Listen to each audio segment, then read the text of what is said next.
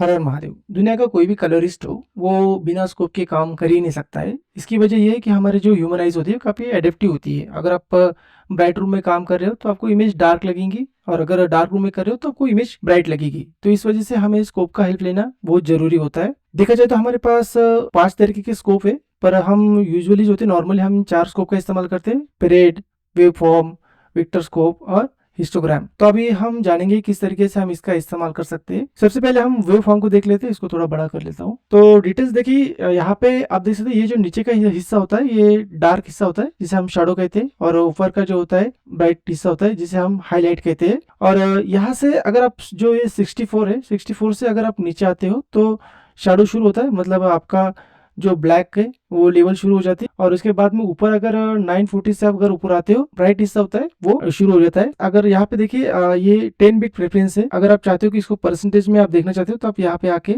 यहाँ से परसेंटेज भी देख सकते हैं इस तरीके से।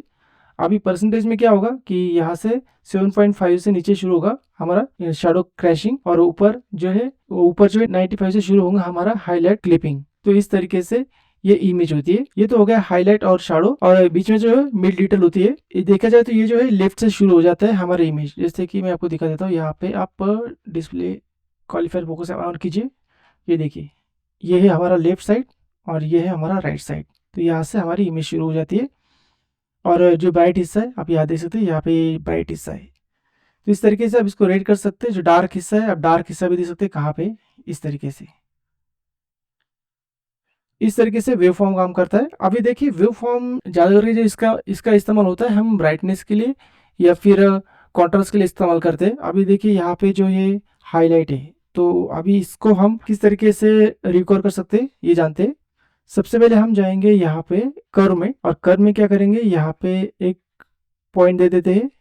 इसके बाद यहाँ पे एक पॉइंट दे देते हैं और इसे कम कर देते हैं, नीचे ला लेते हैं इस तरीके से, और यहाँ से इसको थोड़ा सा फिक्स कर देते हैं। आप देख सकते हैं। आप देखिए पहले कैसे था और अभी देखिए।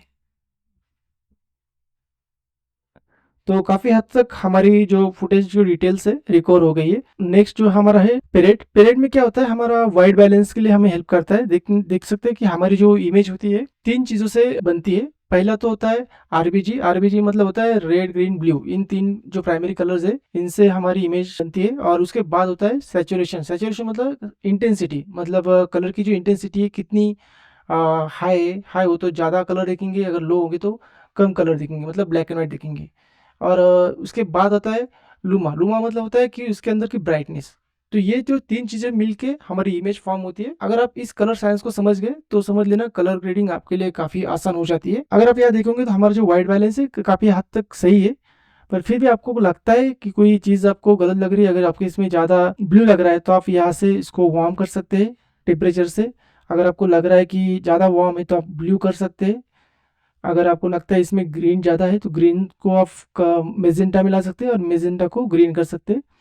तो ये चीज़ें आप कर सकते हैं। तो अभी डे टाइम में तो थोड़ा सा हम वार्म बढ़ा देते हैं, मतलब रेड बढ़ा देते हैं। देख सकते हैं रेड बढ़ रहा है थोड़ा सा। इस तरीके से आप जो है वाइट बैलेंस कर सकते हैं प्लेट की हेल्प से। इसी तरह आपका जो हिस्टोग्राम है यही काम करता है। हिस्टोग्राम भी सेम होता है, बस फर्क इतना होता है कि जो प्लेट होता है वो हमारा हॉरिजेंटल होता है और ये वर्टिकल होता है। लेफ्ट साइड इसका डार्क पार्ट होता है और राइट साइड इसका ब्राइट पार्ट होता है।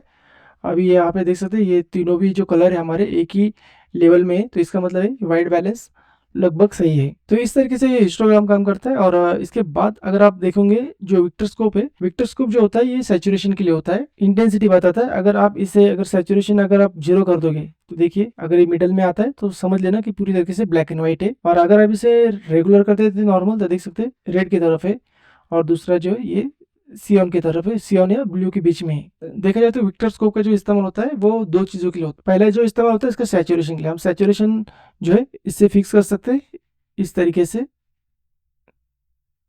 और दूसरा जो इसका इस्तेमाल होता है स्किन टोन के लिए, देखिए इस तरीके से आप यहाँ आके show skin tone indicator on करोगे तो आपको पता चलेंगे कि आपकी स्किन जो है कहाँ पे है। देख सकते हैं यहाँ पे अभी स्किन टोन इस तरीके से, यहाँ पे अगर आप चाहे तो यू से इसका फिक्स कर सकते हैं स्किन टोन। देखिए अभी थोड़ा सा ये स्किन टोन सही लग रही है। और इसका इस्तेमाल ब्रॉडकास्ट के लिए भी होता है। इस तरीके से आप स्कोप का इस्तेमाल करके कलर ग्रेडिंग कर सकते हैं। स्कोप जो होता है ये विजुअल मेजरमेंट टूल्स होता है, जिसमें आपको ब्राइटनेस और जो कलर डेटा दिखाता है। तो कोई ओपिनियन नहीं देता है, ये आपको सिर्फ नंबर और सिग्नल दिखाता है, जिससे आपकी जो इमेज होती है वो टेक्निकली सेफ रहे। आशा करता हूँ कि स्कोप के बारे में सभी डाउट्स आपके क्लियर हो गए होंगे। फिर भी कोई डाउट होता है तो आप कमेंट करके मुझे पूछ सकते हैं। दोबारा मिलेंगे एक नई वीडियो के साथ, तब तक के लिए साम सदाशिव।